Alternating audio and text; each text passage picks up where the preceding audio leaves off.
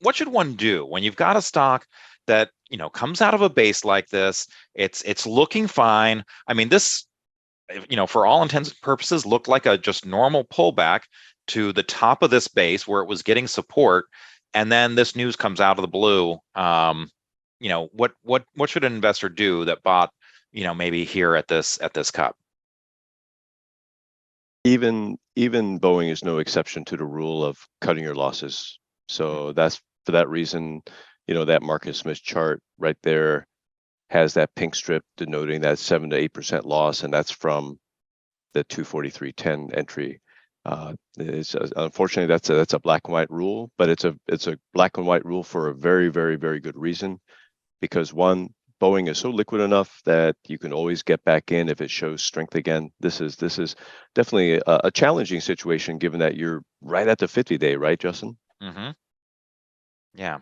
Yeah. So, And then what's also tricky is that, like, yeah, if you try to draw a trend line on this chart, well, if you acted upon a trend line break within the base, months ago, the stock was just getting back above the 200-day. I mean, it was trading slightly above the 50-day, but normally we kind of like to, our style is really to look for stocks that are really gone above all the major moving averages, not just the 21-day exponential or the 50, but also the 200-day. So, unfortunately, who can predict, right?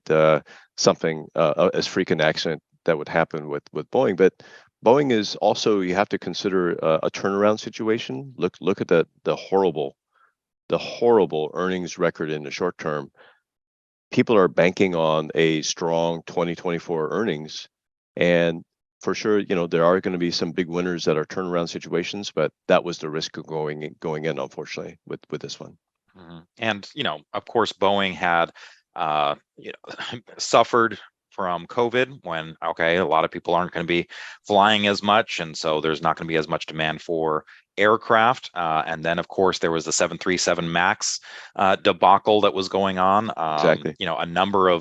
A number of flights that just were blowing up. And causing a lot of damage, loss of life, and everything. And so this is just kind of is this the beginning of something that's one of those type of longer term trouble things, or is this a one-off? I guess that's something that no one knows at this point.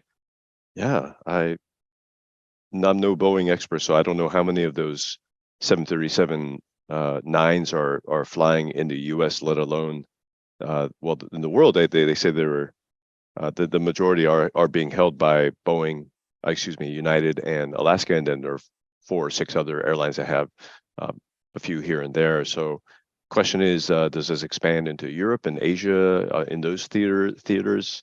How many of these planes are being used? I don't know. Let's just hope that this gets remedied quickly, because I don't know about you guys, but I like to travel across the West Coast. So coming from Pacific, from Portland, that scares me a little personally.